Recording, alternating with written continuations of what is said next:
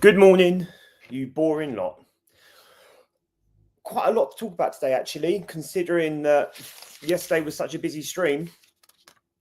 I wanted to get back on today and keep chatting to you guys and keep things moving. I've got two people in the chat already. Good morning to you guys. Thank you for being here. Make yourselves known so I can say hello, and please don't forget to like and subscribe if you are new here. So, we've got a busy couple of days ahead of us, haven't we, guys? Particularly tomorrow. Tomorrow, right now, really needs to be a good performance by Arsenal because it's going to set the benchmark for the rest of the season, and it's going to set the benchmark and the level of expectation for Sunday. It's the second leg of a Champions League quarterfinal. Arsenal are 1-0 up, and if we can get the job done, we're going to be into our second semi-final in 2 years. And actually, I think our second Champions League semi-final in our history. So 50% of our semi-finals would have come under Arteta. You can feel what you like about Arteta, but you have to give credit where credit is due. And reaching 2 semi-finals in 2 years when Arsenal have only managed to in their whole history, I think is actually, quite impressive and something that, we need to give credit to. Gunnar and I appreciate you being here, man. Thank you again, as always. And it is a morning, it is, isn't it? It's a nice coffee before the full Irish, right? So if you're heading over to Shane's afterwards, you can get the full Irish after a nice morning coffee with me. But yeah, no, I appreciate you being here. Thank you, man. And I did check, I am subscribing. So, it'd be good to watch some of your streams when you do them as well now. But yeah, so I just wanted to reflect quickly on some notes I made after the Sporting stream last week, and there were some positives I think to take from the game. When you look at Sporting's home record before we played them, they had won 17 in a row, scoring 53 goals and conceding 8. So in that respect, they had a really good home record. They beaten PSG, they'd beaten Porto, and they'd beaten Marseille. And so going into that game, you kind of have to look at it and think, well, actually, in fairness, we were the underdogs there. And so for Arsenal to be able to go in and get the result, irrespective of what the result looked like, I think that it should have been good for momentum going into Bournemouth, and obviously we fell flat. Raya again proved why he's one of the top 3 goalkeepers in the world, I think. And when you looked at the game, you could see how vulnerable White looked. And when I do my predicted 11 for this game, I will be changing. I will be looking at a different approach at right back. The Zubimendi issue continues to rear its ugly face. It reared its ugly face again at the weekend. And, Bournemouth scored their second goal because Zubimendi wasn't watching his runner. He looked overwhelmed as well as overplayed. So that's something that Arsenal need to look at. And because of that, Odegaard was dropping into a deep line playmaker position, which meant there was a disconnect between the midfield and the defence and the attack. And that's why we look so defunct up front. Gyökeres, I feel sorry for, continue to feel sorry for. He did make a nice run for the Havertz for the Havertz goal, and obviously Martinelli did his job there as well. But other than that, it wasn't a brilliant game, was it? I think the main thing is that you have to give kudos because it was a professional performance. I don't buy into this narrative that I don't think Arsenal were bad in that game, personally, but I do think that it was a professional performance, if not an exciting one, So, I think that there's lots to work on, and I am seriously worried about the rest of this week, I can tell you. But let's talk about my lineup. And if you're here, drop me what you think the lineup should be, or listen to mine and then pick it apart and see what you think. But if I was setting up this team for tomorrow against Sporting, I would be having Raya in goal. I'd drop Ben White and put Mosquera in at right back. He played there for his previous club, and even though he might not have all of the credentials going forward, defensively, I think we're going to need that because Sporting are going to have to go for it. I'd have Saliba and Gabriel. Calafiori would be the maverick player in the defence, the player that I would be looking to attack or link up with the midfield. I'd actually drop Zubimendi. I think it's just too many performances now, one after the other, where he's looking overwhelmed. He's looking unfit. He's looking shell shocked, and he looks so unconfident right now that I think that his lack of confidence is breathing its way into the other players in the team. You know, Rice is always having to look over his shoulder, and I've already said that Odegaard is having to drop. So I would take Zubimendi out of the firing line, and I would use it as an opportunity to look at something else. I wouldn't bring in Norgard, and I wouldn't bring in MLS. I don't think that they have the match sharpness, and I think they would be just as suspect, if I'm being honest. And that is a team management problem, and I do pin that on Arteta. But I'd be playing Rice at 6, and then I'd actually play Odegaard in the 8, because I think Odegaard has more of a natural tendency to, well, he's had to have that natural tendency to drop into a deep line playmaker role, and I actually quite like him there. There is, I think, Jorginho-esque qualities to Odegaard, and I don't think that we can do any worse by playing Zubimendi there. So I think Odegaard would be worth a look, and I think he is the player, irrespective of how you feel about Odegaard, because I know that he's on a lot of people, you know, are against having Odegaard in the team. What was it yesterday? Gunnar so no show Odegaard or something like that. Was that it? But I think that Odegaard, out of all of the midfielders, is the most willing to take the ball, and I think that is something that needs to be credited, irrespective of everything else. He is the most willing to take the ball out of everyone, and he stands up for that. You know, I think that, you know, there's been criticisms of Rice and Zubimendi both going missing when midfielders needed to pick up the ball from the defence, and Odegaard isn't that guy. So I would probably play Odegaard in the 8, so that he offers a pivot, but he also can play from the deep line playmaker because he is willing to take the ball.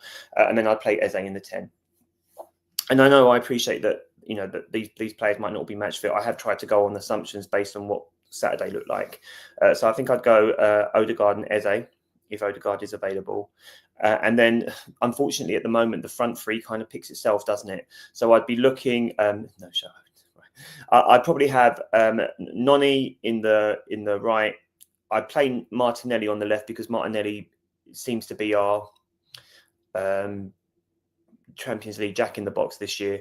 And then I'd play Gyökeres up front, and I don't think I'll start Havertz in this game, if I'm being completely honest. If Saka did become available by tomorrow, which is, you know, what might have been part of the game plan, then I'd play Saka on the right, and I would play Timber at right back if he became available as well. But I just think that Zubimendi is not the right player right now, and I think that bringing in lack of minutes, Norgard and MLS wouldn't be right. And Odegaard is the captain, so he needs to stand up. So I think I'd put him in the 8 and have Eze in the 10 as the maverick, who might be able to link up with Gyökeres. Nelly and Noni, you're going to get what you get, aren't you, really? Which is running into the spaces, and, you know, maybe there'll be some end product, but we'll, you know. So what do you think about it? I can see you here, Gunnar Ruken. So what do you reckon about that? You said Zubi and Rice have played 2,671 minutes. I know, yeah. And so they're knackered. And I'm not suggesting that Zubimendi's a bad player, because I don't think he's a bad player. In August and September, we were looking at each other around and going, oh, bloody hell, this guy's a player. And I even remember, I don't watch a lot of League Gunner. It just doesn't really fit in with my kind of life schedule and parent. So, like, you know, after 5 o'clock, there's not really much internet time for me.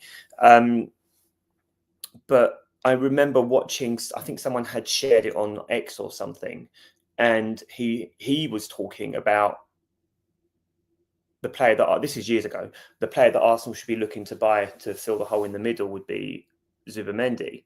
And he watches a lot of La Liga. So, you know, I don't. I'm a Premier League fan. I watch the Premier League. I can't watch all the football, right? But, you know, he was talking about Zubimendi back in the day, and his opinions might have changed on that, but, you know, he's obviously got something. And so I don't know whether it is just the overplaying, being run into the ground. Again, that's an Arteta issue. But he also looks really insecure and anxious on the ball as well. So I think that I'd probably play that as a setup. And then we move on. It was no Odegaard. That's right. Okay, it was Shai Havertz as well, wasn't it? Yeah. But I think Raya, Mosquera, Saliba, Gabriel, Calafiori, Rice, Odegaard, Eze, Nelly, Gyökeres, and Noni. And I picked the front three kind of unwillingly. But, if that's what we've got available, then that's what we're playing. I can't see us playing. I wouldn't want to see us playing Trossard, especially if Calafiori's playing, because Martinelli has the defensive qualities for when Calafiori does his thing. And I think Rice and Odegaard would be quite a nice pivot option, actually. But I've been saying that for a while. It's not something I just decided today. I think Odegaard would be quite a nice option as a deep line playmaker. I just think he has the quality. I think he has the natural qualities to work his way backwards, in my personal opinion. So that's what I would be doing. I'd be doing there. Our manager has great players playing in positions that don't suit them. Declan Rice should be a 6, should be an 8, and Odegaard another 8. Yeah. So yeah, I do. I mean, I think Odegaard works as an 8, and I think that that's why I've gone for Rice as a 6 and Odegaard as an 8 tomorrow if I had the choice. Zubimendi's an odd one, isn't he? Because he doesn't. He's not the most comfortable turning. Whereas, like when you remember watching Thomas Partey, he could have the ball anywhere in front of the defensive D, and he could turn on it. And to be fair, Miles Lewis-Skelly has those qualities as well. It's just that he's got such lack of minutes now. It's almost impossible to put him in, because he's going to have the pre-season friendly rust about him, and that's not his fault. But would you want to do that to him either? Like, would you want to do that to someone and be like, oh, I'm just going to chuck you in now as my ace card? Like, I don't think that's fair. So I think I'd go Rice and Odegaard in that, and then Eze as the 10, and Eze has the Maverick stuff, doesn't he? For the score predictions, hit me up with your score predictions. I'd love to see them. I don't think we'll win, actually. I think we'll draw. I think they'll score early and we're going to shit the bed a little bit. And then I think that we'll get a goal that will take us through. And I think it'll probably be a 1-1 draw, actually. I really wanted to predict a win, but I just think the team is so shaky at the moment that I just can't see them putting in a convincing performance. So 1-1 for me, and hit up your scorelines in the comments. That'd be amazing. And if you are here, please like the stream. It helps it grow. And if you're new, subscribe as well. I'd be really grateful. But yeah, okay. Let me have a look here. What's he saying? I can't come up with a lineup because honestly, I can't say I'm excited about the match. April has deflated me. Yeah, man, we really are the fools of April, aren't we, my brother? We really are. It feels like every day of April is the first, and we're the punchline, right? Yeah, man. I don't know what it is about April for us. It used to be December. At least we had Christmas to look forward to. Now it's April, and it's been April for about the last 3 or 4 years, and it's just been so bloody rubbish, man. All right, okay. I'm gonna move on from sporting then. I think, like I said, I think we'll draw 1-1 and we'll go through to the semi-finals. But I don't think it's going to be convincing. As I said, I think the main thing for me is I would really like to see a Rice, Odegaard, Eze midfield. That's what I would like to see. There's been a complete disconnect between the defense and the attack over the last 2 months. And I really think that playing Rice and Odegaard in the pivot might be the way forward for the remainder of the season, and not playing Zubimendi as much. All right, let's talk about City. I'm freaking out about Sunday a little bit, because I think we could, if we don't do something, we could be. Before I start, good morning, Darkside. Good to see you, my friend. Thank you for being here, man. As always, I appreciate it. And did you stream last night? I was working, so I don't know. I didn't get to see it, but if you did, I hope it went well. Yeah, so the team personnel, like I said, I think the team against Sporting could be an opportunity to try something ahead of City, which is why I've gone for the midfield I've gone for. But I am worried because Pep has found us out. And because Pep has found us out, everyone else has found us out now, right? In that, it's almost like he saved his ace card for the Carabao Cup final. And he's gone forward and he's gone, right, we're going to have 4 or 5 we're going to have 4 or 5 players in the high line, and then we're going to do nothing. We're just going to stand there. We're going to block the lines, no pass through. We're just going to stand there and let you pass it around you and your goalkeeper until you mess up. And that's basically what happened. And then because of that, your 2 central midfielders, Zubimendi and Rice, aren't really sure to what to do. And that's basically what's happened since the Carabao Cup final. Sporting didn't do it, but Sporting have got to try and win at home, haven't they? In a Champions League quarter-final. But Southampton played us out the park. Bournemouth played us out the park. and we have the real possibility of being played outside the park, played off the park again on Sunday. So I am really worried about that Man City high line, because it's going to work, and it will work again. And so unless, and this is why actually I think this Man City game, like it or not, could be a game for Odegaard. And I already said this earlier, but Odegaard is at the moment anyway, of Rice, Zubimendi and Odegaard, the only one who's really taking the ball. I'm not suggesting he's doing much with it. I'm not, right? But he's the only one who's actually taking the ball, or calling for the ball, or dropping for the ball. And so I would, I think Odegaard will be the person that we need to make sure we have in the lineup for this game, irrespective. But yeah, lots of people saying good morning to each other now. Dark Side's here, morning. Gunnar Rican, good man. Spreading some love around the chat. Big up, mate. I hope you are well. Good to see you, Chris, man. You got any Liverpool jokes for me this morning? I'm trying to build myself up for Man City this weekend. You've missed the sporting chat. Get ready for Haaland to take his bun out and rinse us. Do you know what? In fairness, Gunnar Rican, it would be about time that Haaland showed up against us, wouldn't it? Because he hasn't, in fairness, in my opinion. He's the creator. He's supposed to call for the ball. He is the creator, but it's where he's going to get the ball, which is the point I'm trying to make. He's ending up in Zubimendi's position to take the ball, isn't he? He's not in the position where he's supposed to be as a 10. And actually, it's quite interesting, because even Arteta a while back said, I'm not asking Odegaard to go there to get the ball. I'm not, and so I think that shows how much anxiety there is around Zubimendi. I'm not sure they trust him. I really don't. And, I was watching Declan Rice. I can't remember what game it was. It must have been Sporting. Maybe it was Sporting. And he's just looking all the time.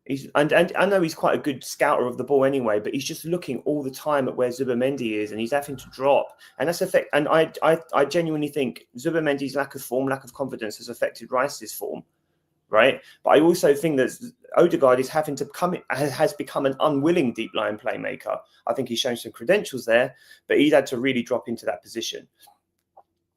So he's calling for the ball, in my opinion, in the wrong position, because he should be higher up the pitch. So, no Liverpool jokes then, though. I think you're being Sporting 1-0 again. I predicted 1-1. I think we'll concede a goal early. We'll get a goal somewhere along the line, and we'll banter our way to a semi-finals. But I don't think it's going to be pretty. Unfortunately, it's a Wednesday night, so I'm actually going to be working again, which is so frustrating. But I work with kids, so my hours are unsociable. C'est la vie. City v Arsenal, biggest game for a reason. Both teams got strengths and weaknesses. Yeah, I did say this. I think I said it yesterday on stream, Chris. I think that Arsenal defensively are superior to Man City defensively, but Man City are offensively more superior than we could ever hope to be at the moment, right?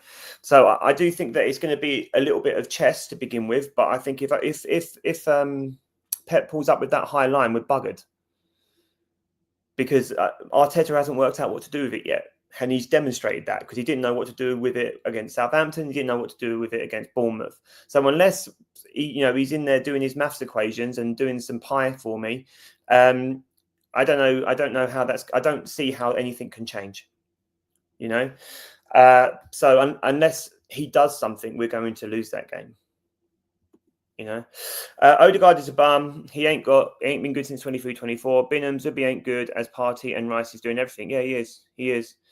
I think 24-25, Odegaard spent most of the time injured, and he's been injured most of the time this season as well. So we haven't seen the best of Rice for 2 years, and I'm sorry, that's a lie. The best of Odegaard for 2 years, and it's a shame.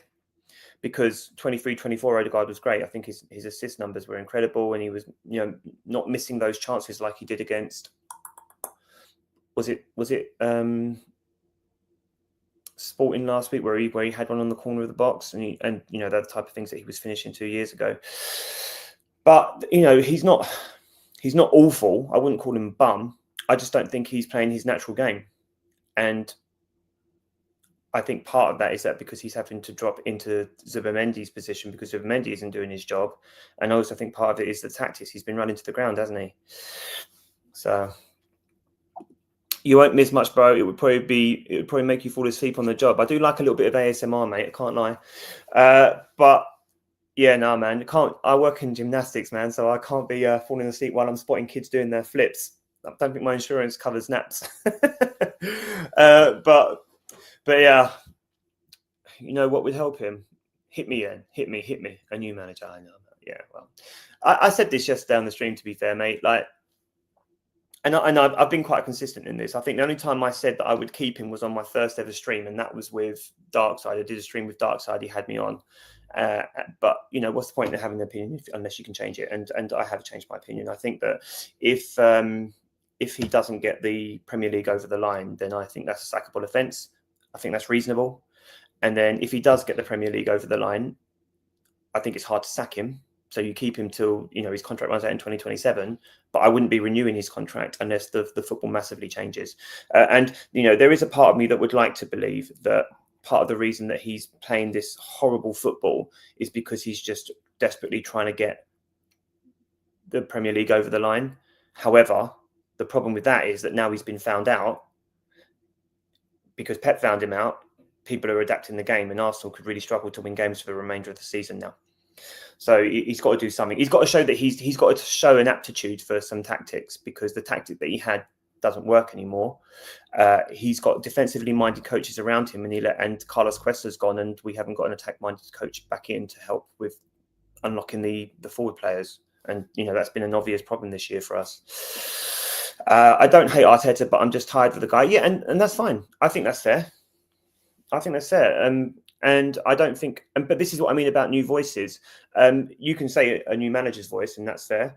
But the attacking football, where's our attacking coach? There's no attacking voice, or there's no true attacking voice. Carlos Cuesta has gone, and there's clearly been a hole left, irrespective of how much he was involved in the attacking tactics. I don't know, right? But I do know if you sign Gabriel Heinze, you ain't signing someone who's going to help unlock the tens, are you? So I think that's an issue for us. Arteta setting up the way he is, especially at home, ain't going to help, especially when fans will start groaning and that transfer onto the pitch. Arteta setting up the way he is, especially at home, ain't going to... No, that's right. If you're the home team and you're top of the Premier League and you were or are favourites for the Champions League, you've got to be doing something a little bit better than that. And this is why I was so frustrated at the weekend when people were digging out Arsenal fans for leaving early. Listen, I haven't got an Arsenal season ticket. I'm on a waiting list, right? The waiting list is 10 years, I've been told. I paid £50 to sit on the waiting list for 10 years, right? I'm going to be 50 by the time I get a season ticket if I'm lucky. 50. It's because it's at 40, the first time in my life. I grew up in Newham, guys. Right? I didn't have any money growing up. I was, so at 40, I feel like I'm in a financial position where I can even dare to put myself on a season ticket waiting list, right? I've got a red membership at Arsenal. I can't bid for a ticket for my life, And so if I'm there and I've waited all this time to be able to get there, and then I'm served up that with my lunch and my dinner, my 3-course meal, right? If I get there and I'm served up a Neapolitan ice cream as my dessert, I think I have a right to stand up and walk out. Neapolitan ice cream? I want baked Alaska. Come on, man. I want baked Alaska and a brandy for my dessert. Don't do that to me. Come on. But I do think that the primary issues is that if Arsenal are not inspired for this game, if Arsenal are not motivated for this game, I don't know what to do. I don't know what to tell you if Arsenal cannot get themselves motivated for this game. Yeah, you had Shirky embarrassing us. Shirky embarrassed us in the Carabao Cup final, doing kick-ups. That's embarrassing. If you can't get up for that, go somewhere else, man. Arteta's talked about, we need you with your fire in your belly. If you as an Arsenal player cannot get a fire in your belly after Shirky does kick-ups against you, don't come, man. Don't come. If you've got a man who was quite possibly a Sky plant drinking a water bottle with us on it because we're bottling it, and then Sky goes to his house to interview him, right? And you can't get up for that, don't come to the game, man. All right? And the third thing, right? If you're going to let City, who have not been good this year, who have not been good this year. If you were going to let City banter themselves to a title, a triple, they could win a domestic triple and they've been crap. And you're going to let them banter to a triple, right? I'm sorry. What are you doing as an Arsenal player, right? You've got Shirky, you've got the water boy, you've got the triple banter, you've got other fans winning their teams to lose so Man City can win, right? I'm sorry. If you can't get yourselves up for that, you need to go somewhere else. Like, you need to go somewhere else. You know? Let's see what's going on here quickly.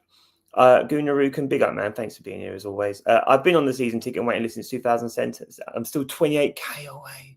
Man, why are you saying this to me? Why are you saying this to me? All right, why couldn't you lie? Why couldn't you lie? Just don't bring that up. I don't even want to know what number I am then. Kiss my teeth at you, brother. Get out of here, that negativity. I do believe, I know it's hindsight, but if you won the cup final, you would win Southampton and Bournemouth. Yeah, listen, mate, he didn't show an aptitude to change his attack, did he? You know, the one thing I will say, people were saying for Saturday that I think on 50-something minute, he took 3 subs straight out of the game. I think it was like 7 minutes, 12 minutes, something like that, right? And he made 3 subs off the bat. And they said that it was a desperate change, right? I think that's a spin.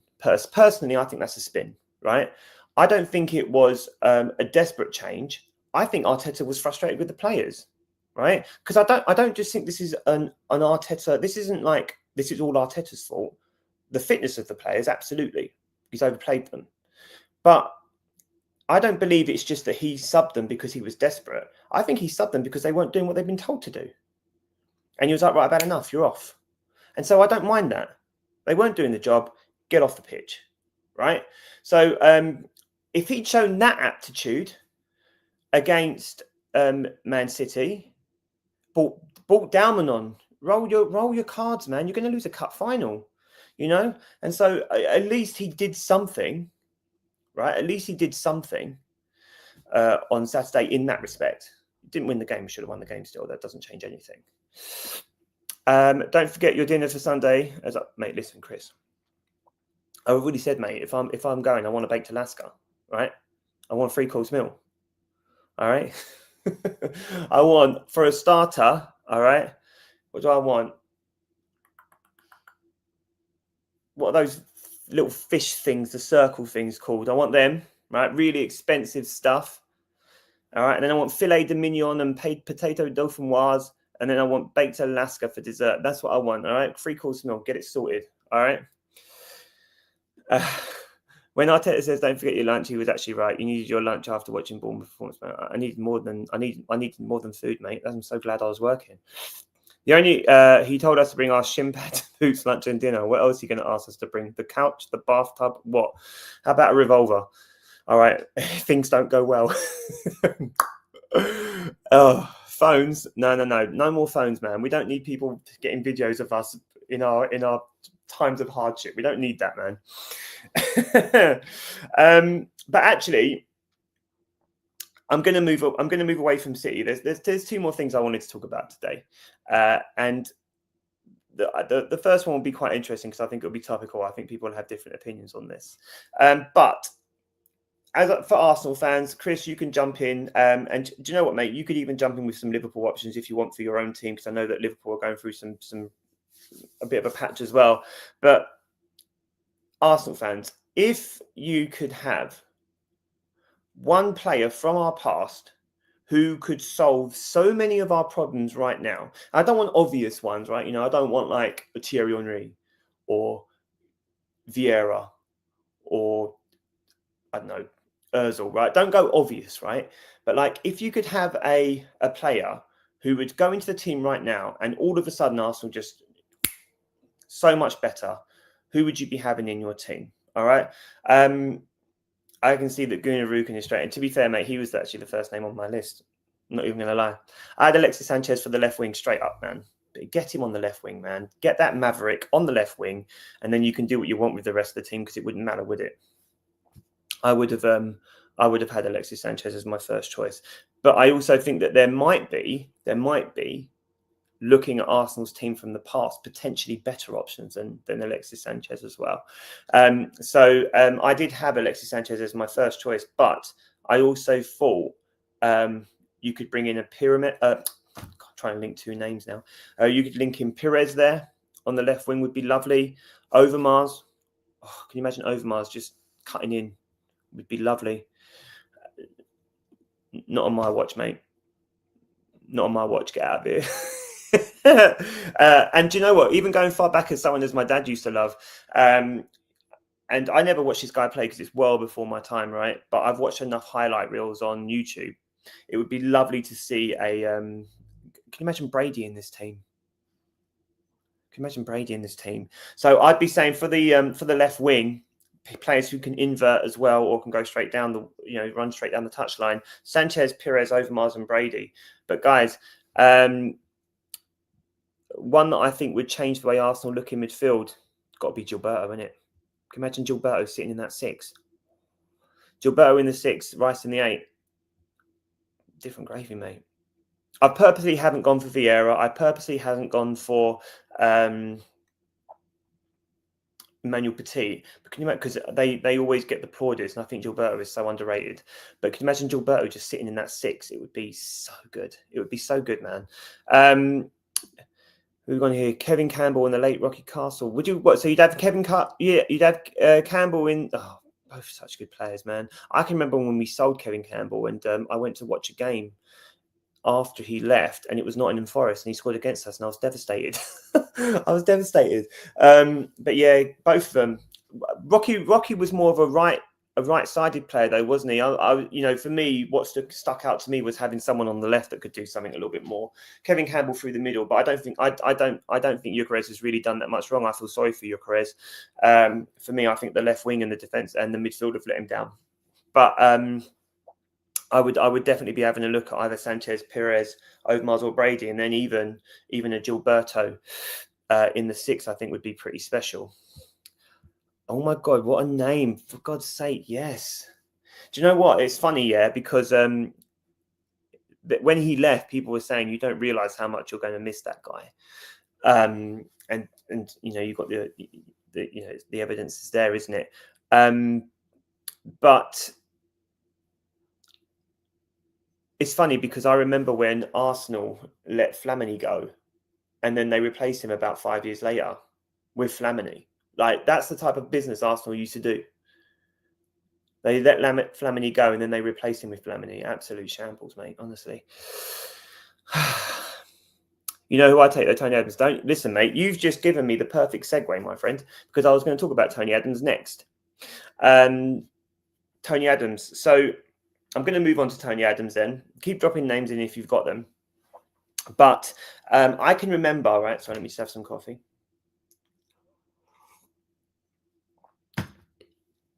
So he's got a new book coming out. It's called 1996, The Reflection of the Year That Changed My Life. And I've just reordered his previous 2 memoirs. And I can remember being about 11 or 12. I can't remember what year it came out. It was either 97, 98, I'm pretty sure. Right. But I can remember being like 11 or 12. I was born in 86.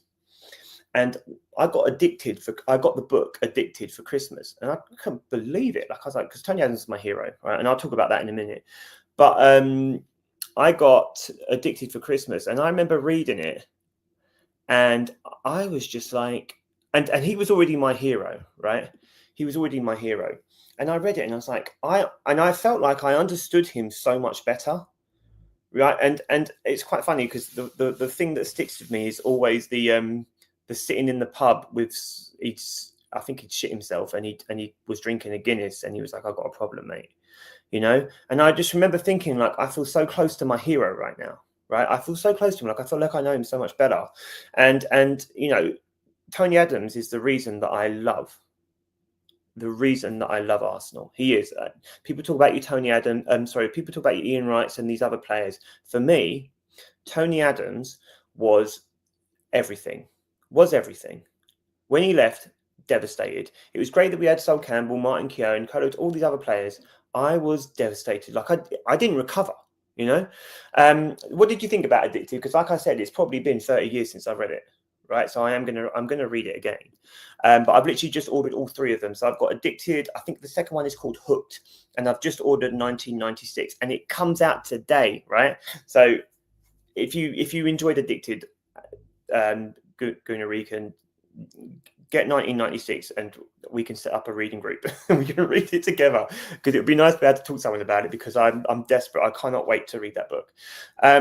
But that just got me thinking, like, who are your Arsenal heroes, guys? Like, who's your person? Like, for me, it was Tony Adams, 1997, 98, that Steve Bold ball over the top. Tony Adams run on, chests it down, runs on past the Everton defence, bangs it in the bottom corner, past the goalkeeper, 4-1. Arsenal are Premier League champions for the first time, I believe. Doesn't get better than that, man. And that was the moment. You know, like, people have their awakenings, right? I liked football, but I didn't love football. And in that moment, I knew I got it, right? So Tony Adams is my hero. That is my favorite Tony Adams moment, right? But it got me thinking, right? Who are your Arsenal heroes? What is the best thing they did that made you be like, that's my person? For you, Chris, tell me about your favorite Liverpool player. Is it a bit more obscure? So is it not as obvious as mine is, like Tony Adams? Is it not the Gerrard goal against West Ham in the FA Cup final, or is it like, I don't know, oh God, what was your goalkeeper's name in the Champions League final where he shithoused himself to a penalty save? God, that's going to get on my nerves because I've got his name on the tip of my tongue. Like, who are your heroes, guys? Like, I would love to know. But apart from that, I think I am nearly at time. But I've got one more question for you, or one more request. I feel like I want to make this my morning show. I kind of like this 9 a.m. slot. It's a bit quiet. But I think with a bit of trajectory, it'll get bigger. But I need a name for it. I need a name for this show. I don't just want to keep calling it like the weekend debrief or the something preview. Like, I love Shane's channel. For those of you that watch Shane the Gunner, I love Shane's channel, and every morning he has the full Irish. So I don't want to rip that off, because that's his thing. But I feel like I need like a name for the morning show, where it's kind of like, okay, I can do this every morning, and people are going to know what it is, and people are going to know what to expect, and I don't need to kind of like butter it up in a specific way or something like that. So one of the things I do have is I have kind of like a Gamely blog I keep. After each game, I just write my feelings up quickly and leave it on the YouTube post things. And it's called Hot Stuff, and it's inspired by Fever Pitch, which is, again, I'm rereading it. It's inspired by Fever Pitch, but it's also inspired by the 1998 classic Arsenal's Hot Stuff, where we were in the FA Cup final, and Arsenal covered Hot Stuff. I can't remember who originally sang it, but the lyrics were awful. It was something like, we're looking for some hot stuff, Arsenal's army. We're looking for some hot stuff, baby, tonight. And then they went through and they named every single player in this song. Like, I have no idea how they did it. But I don't know. I'm thinking maybe like the show could be called Hot Stuff, but more like a hot coffee kind of stuff.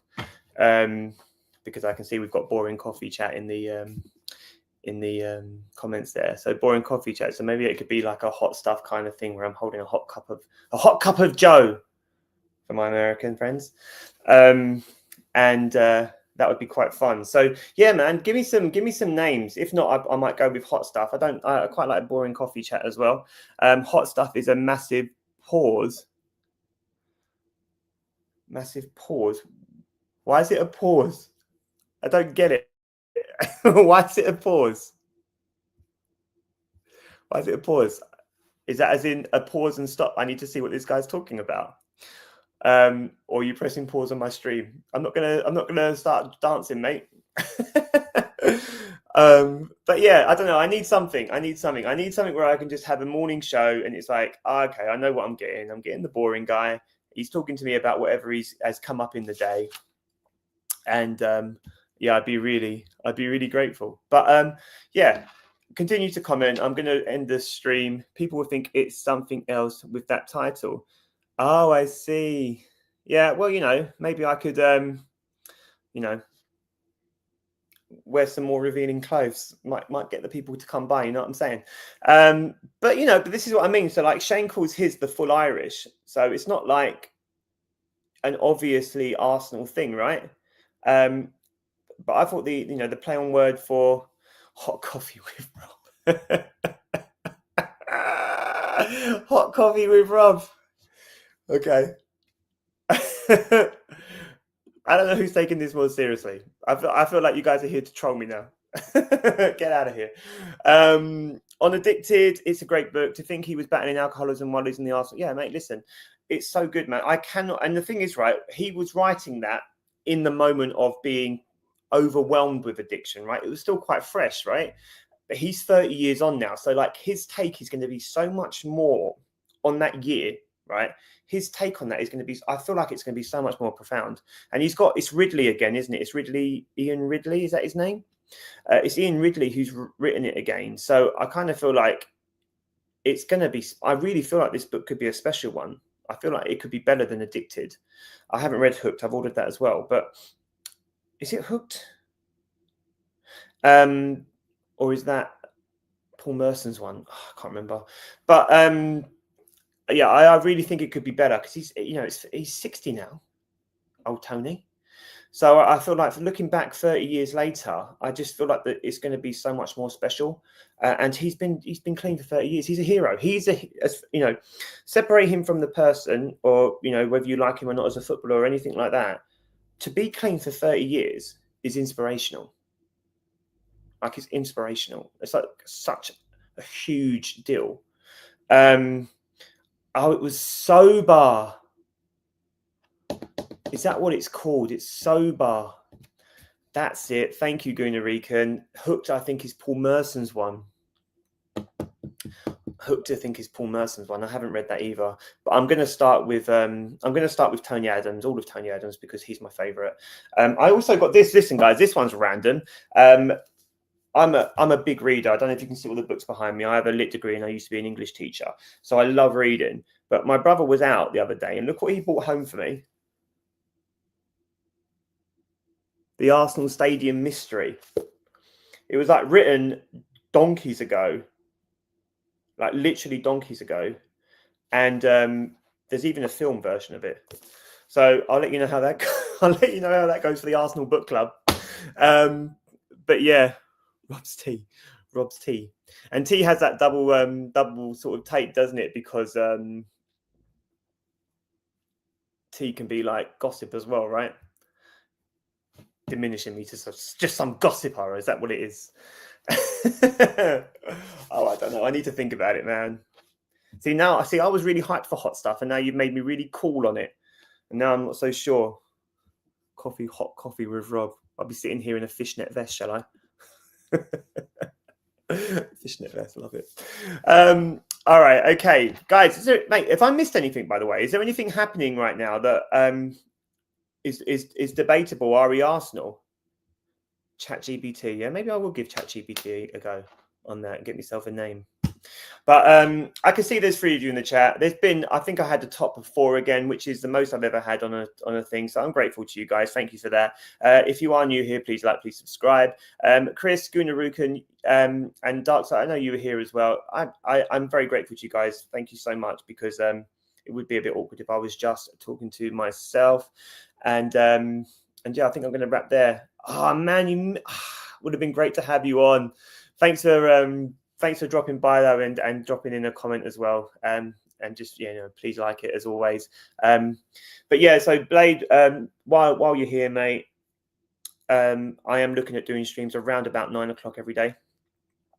Just to I feel like I like that slot, and it doesn't get in the way of some of the bigger streamers who are streaming. So when you look at like the Shanes of the world who are doing the full English at 10:30, it kind of like. It doesn't get in the way of those, and it means I can still watch them. All right. But yeah, no, I appreciate you guys. Thank you so much. If you come up with any good names, let me know.